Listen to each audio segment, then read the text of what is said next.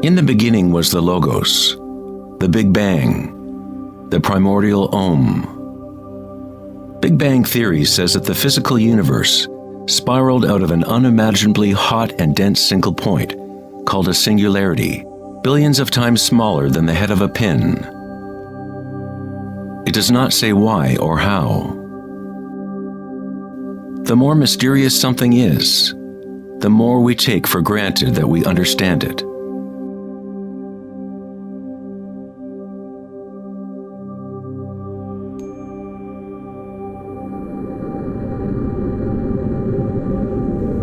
It was thought that eventually gravity would either slow the expansion or contract the universe in a big crunch.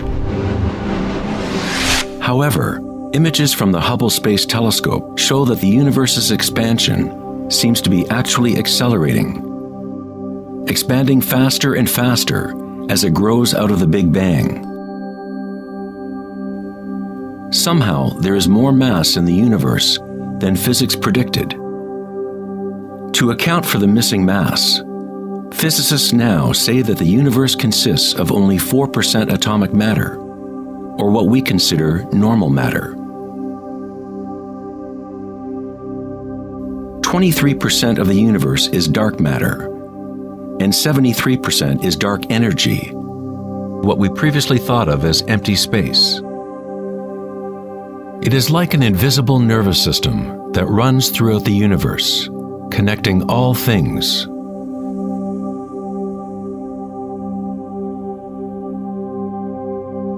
The ancient Vedic teachers taught Nada Brahma, the universe is vibration. The vibratory field is at the root of all true spiritual experience and scientific investigation.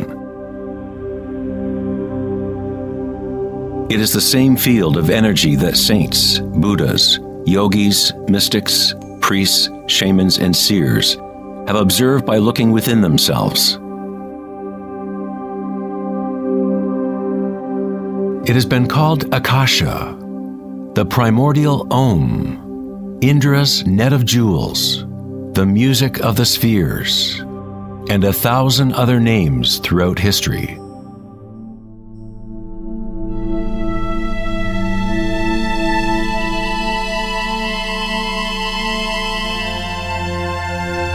It is the common root of all religions.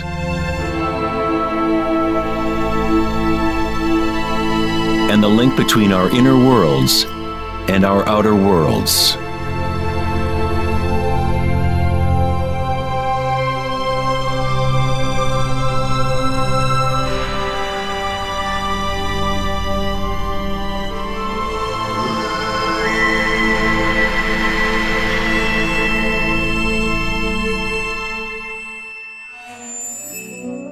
In Mahayana Buddhism in the 3rd century, they described a cosmology not unlike the most advanced physics of modern day. Indra's net of jewels is a metaphor used to describe a much older Vedic teaching, which illustrates the way the fabric of the universe is woven together. Indra, the king of the gods, gave birth to the sun and moves the winds and the waters. Imagine a spider web that extends into all dimensions. The web is made up of dewdrops, and every drop contains the reflection of all the other water drops. And in each reflected dewdrop, you will find the reflections of all the other droplets. The entire web in that reflection, and so on to infinity. Indra's web could be described as a holographic universe, where even the smallest stream of light contains the complete pattern of the whole.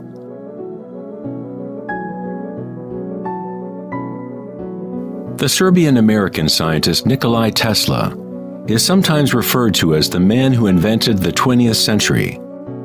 Tesla was responsible for discovering alternating current electricity and many other creations that are now part of everyday life. Because of his interest in the ancient Vedic traditions, Tesla was in a unique position to understand science through both an Eastern and Western model. Like all great scientists, Tesla looked deeply into the mysteries of the outer world, but he also looked deeply within himself. Like the ancient yogis, Tesla used the term akasha to describe the etheric field that extends throughout all things. Tesla studied with Swami Vivekananda, a yogi who brought the ancient teachings of India to the West. In the Vedic teachings, akasha is space itself, the space that the other elements fill, which exists simultaneously with vibration. The two are inseparable. Akasha is yin to prana's yang.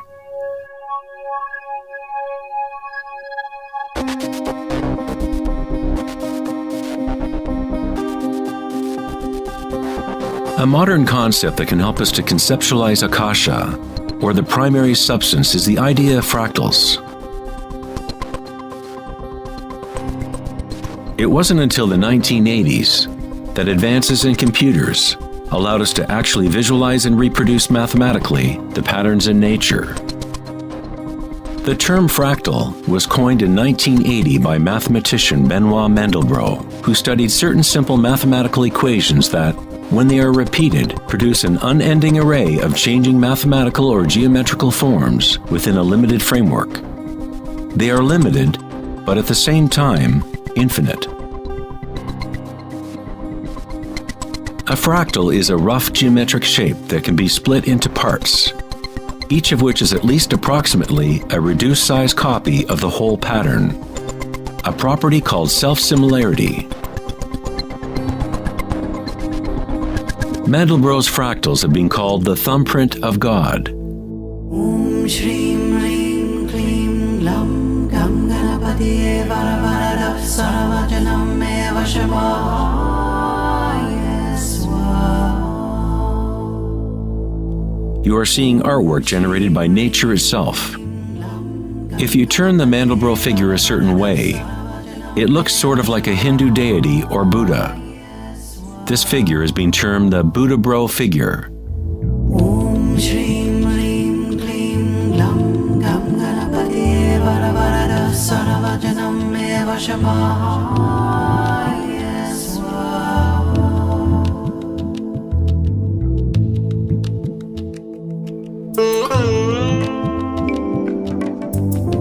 If you look at some forms of ancient art and architecture, you will see that humans have long associated beauty and the sacred with fractal patterns.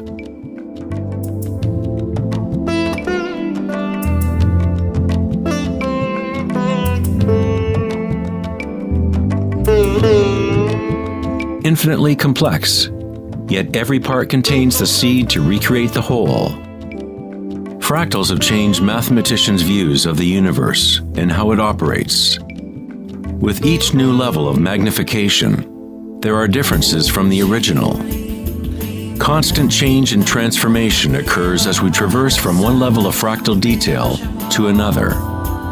This transformation is the cosmic spiral, the embedded intelligence of the matrix of time-space.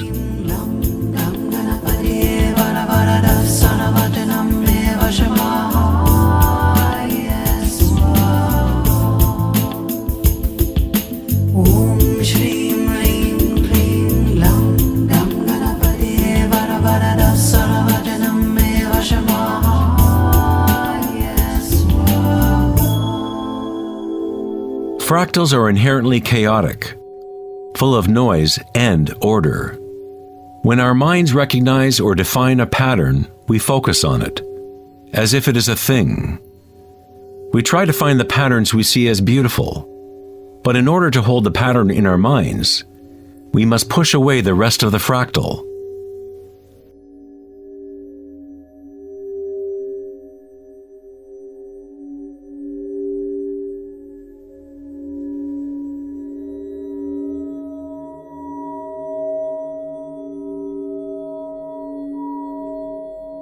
To comprehend a fractal with the senses is to limit its movement.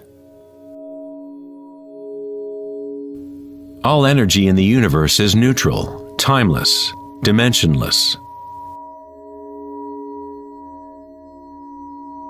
Our own creativity and capacity for pattern recognition is the link between the microcosm and macrocosm, the timeless world of waves and the solid world of things. Observation is an act of creation through limitations inherent in thinking. We are creating the illusion of solidity, of things by labeling, by naming. The philosopher Kierkegaard said, "If you name me, you negate me." By giving me a name, a label, you negate all of the other things I could possibly be. You lock the particle into being a thing by pinning it down, naming it. But at the same time, you are creating it, defining it to exist. Creativity is our highest nature. With the creation of things comes time, which is what creates the illusion of solidity.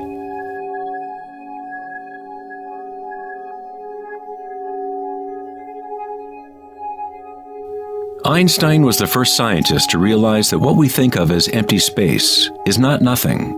It has properties. And intrinsic to the nature of space is nearly unfathomable amounts of energy. The renowned physicist Richard Feynman once said, "There is enough energy in a single cubic meter of space to boil all the oceans in the world." Advanced meditators know that in the stillness lies the greatest power. The Buddha had yet another term for the primary substance, what he termed kalapas, which are like tiny particles or wavelets that are arising and passing away trillions of times per second.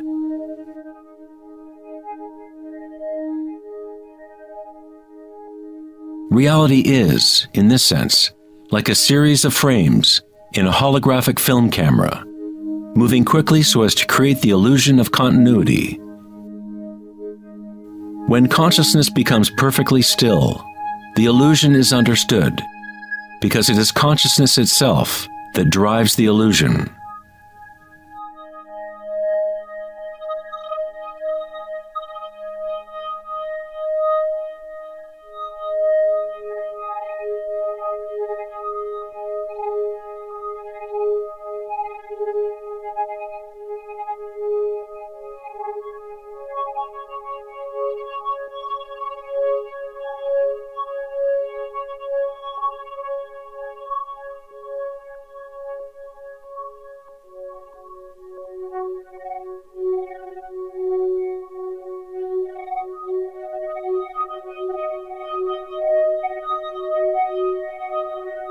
In the ancient traditions of the East, it has been understood for thousands of years that all is vibration. Nada Brahma, the universe is sound. The word nada means sound or vibration, and Brahma is the name for God. Brahma simultaneously is the universe and is the creator. The artist and the art are inseparable. In the Upanishads, one of the oldest human records from ancient India, it is said, Brahma the creator, sitting on a lotus, opens his eyes, and a world comes into being. Brahma closes his eyes, and a world goes out of being. Ancient mystics, yogis, and seers have maintained that there is a field at the root level of consciousness. The Akashic field, or the Akashic records, where all information, all experience, past, present, and future, exists now and always. It is this field or matrix from which all things arise, from subatomic particles to galaxies, stars, planets, and all life.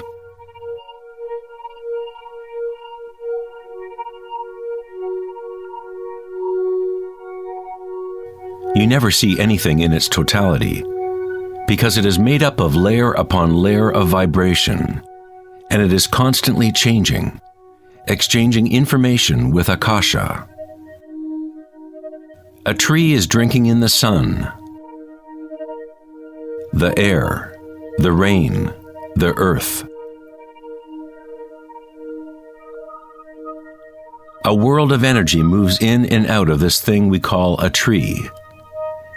When the thinking mind is still, then you see reality as it is, all aspects together. The tree and the sky and the earth, the rain and the stars are not separate. Life and death, self and other, are not separate, just as the mountain and the valley are inseparable. In the Native American and other indigenous traditions, it is said that everything has spirit, which is simply another way of saying everything is connected to the one vibratory source. There is one consciousness, one field, one force that moves through all. This field is not happening around you, it is happening through you, and happening as you. You are the you in universe. You are the eyes through which creation sees itself. When you wake from a dream, you realize that everything in the dream was you. You were creating it. So-called real life is no different. Everyone, everything is you. The one consciousness looking out of every eye. Under every rock.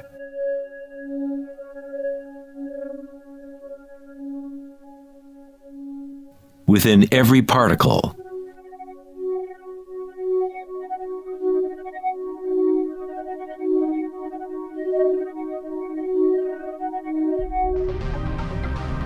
International researchers at CERN, the European Laboratory for Particle Physics, are searching for this field that extends throughout all things. But instead of looking within, they look to the outer physical world. Researchers at the CERN laboratory in Geneva, Switzerland, announced that they had found the Higgs boson, or the God particle. The Higgs boson experiments prove scientifically that an invisible energy field fills the vacuum of space. CERN's Large Hadron Collider consists of a ring 17 miles in circumference, in which two beams of particles race in opposite directions, converging and smashing together at nearly the speed of light. Scientists observe what comes out of the violent collisions. The standard model cannot account for how particles get their mass. Everything appears to be made of vibration, but there is no thing being vibrated. It is as if there has been an invisible dancer, a shadow, dancing hidden in the ballet of the universe. All the other dancers have always danced around this hidden dancer. We have observed the choreography of the dance, but until now we could not see that dancer.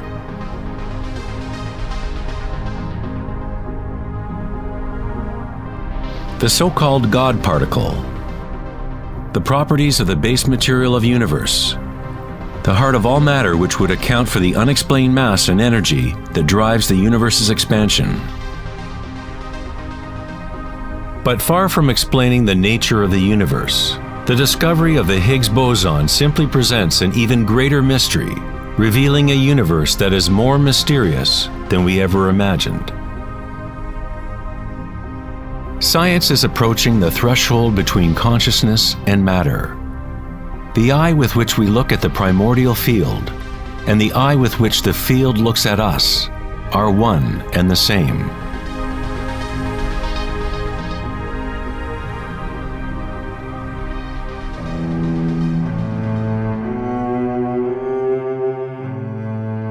The German writer and luminary Wolfgang von Goethe said, "The wave is the primordial phenomenon which gave rise to the world." Cymatics is the study of visible sound. The word cymatics comes from the Greek root cyma, which means wave or vibration.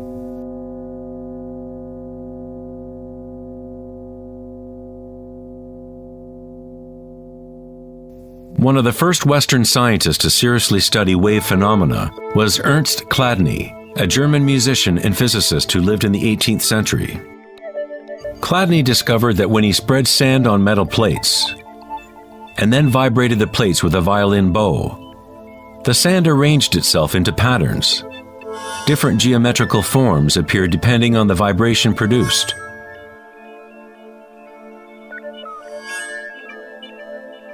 Chladni recorded an entire catalog of these shapes, and they are referred to as Chladni figures.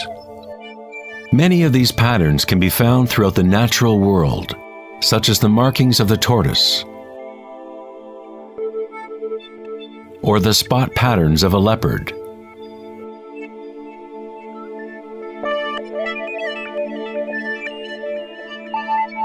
Studying Chladni patterns or cymatic patterns is one secret way in which high-end guitar, violin, and other instrument makers determine the sound qualities of the instruments they make.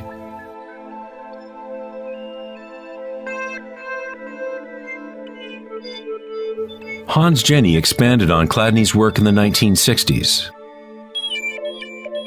Using various fluids and electronic amplification to generate sound frequencies, and coined the term cymatics. If you run simple sine waves through a dish of water, you can see patterns in the water. Depending on the frequency of the wave, different ripple patterns will appear.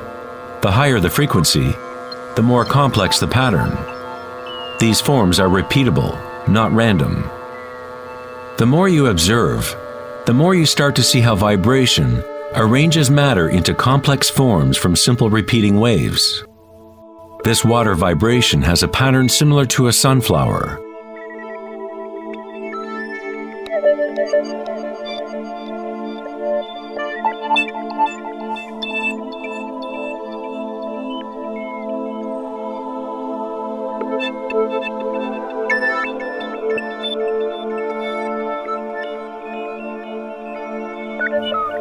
Simply by changing the sound frequency, we get a different pattern.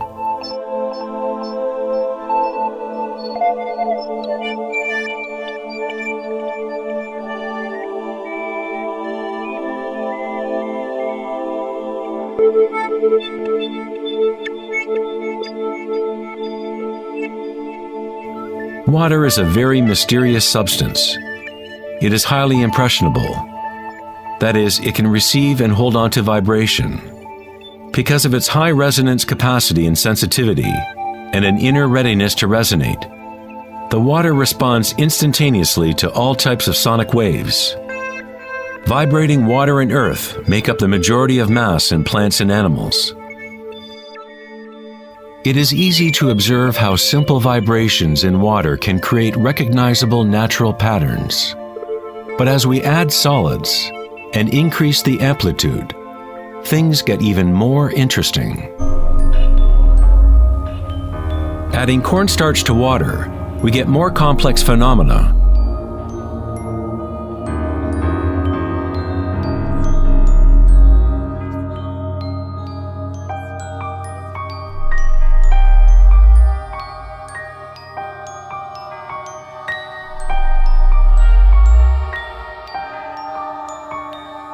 Perhaps the principles of life itself can be observed as vibrations move the cornstarch blob into what appears to be a moving organism.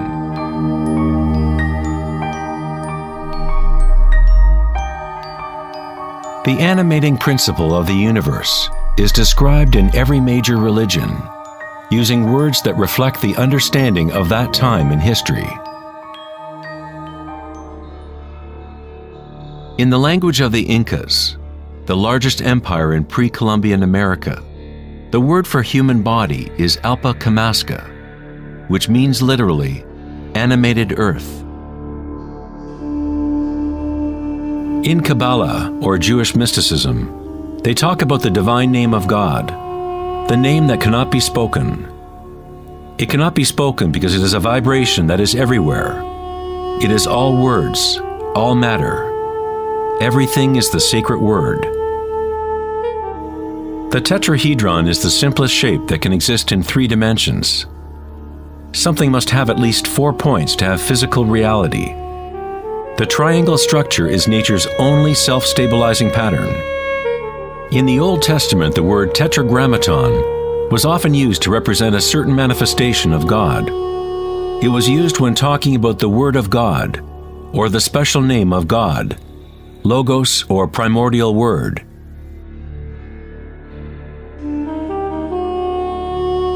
The ancient civilizations knew that at the root structure of the universe was the tetrahedral shape. Out of this shape, nature exhibits a fundamental drive toward equilibrium, Shiva, while it also has a fundamental drive towards change, Shakti.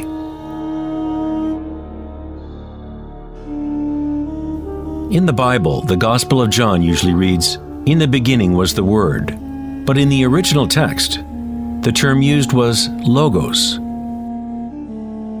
The Greek philosopher Heraclitus, who lived around 500 years before Christ, referred to the logos as something fundamentally unknowable, the origin of all repetition, pattern, and form.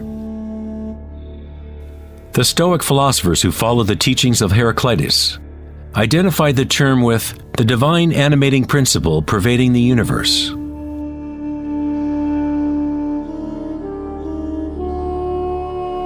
In Sufism, the Logos is everywhere and in all things. It is that out of which the unmanifest becomes manifest.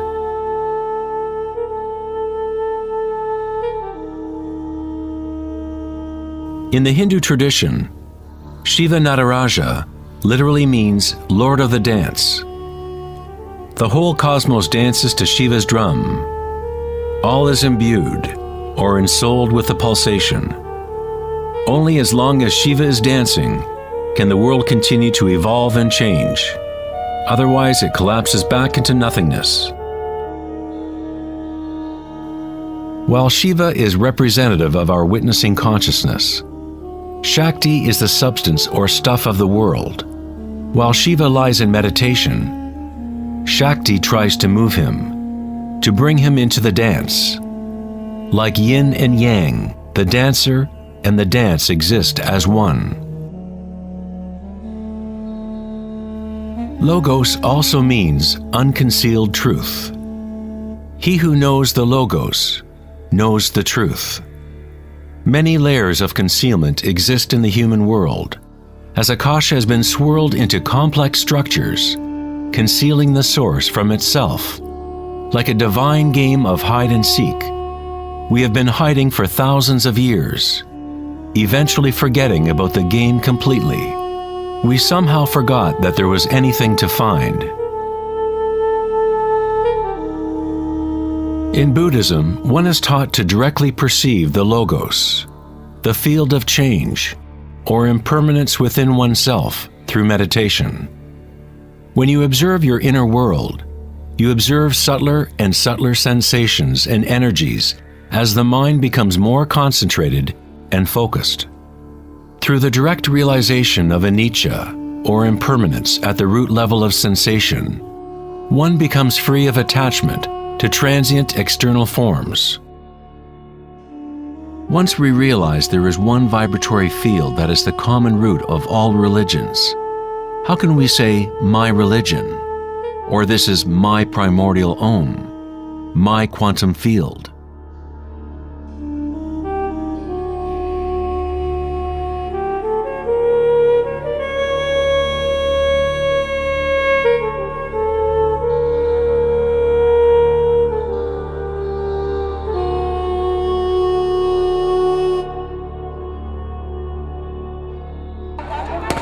The true crisis in our world is not social, political, or economic. Our crisis is a crisis of consciousness, an inability to directly experience our true nature, an inability to recognize this nature in everyone and in all things.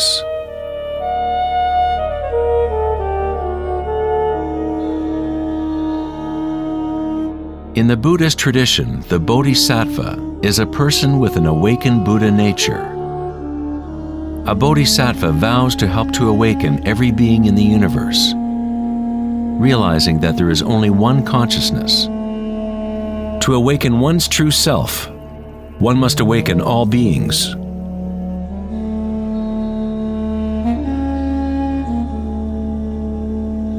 There are innumerable sentient beings in the universe. I vow to help them all to awaken. My imperfections are inexhaustible. I vow to overcome them all. The Dharma is unknowable. I vow to know it. The way of awakening is unattainable. I vow to attain it.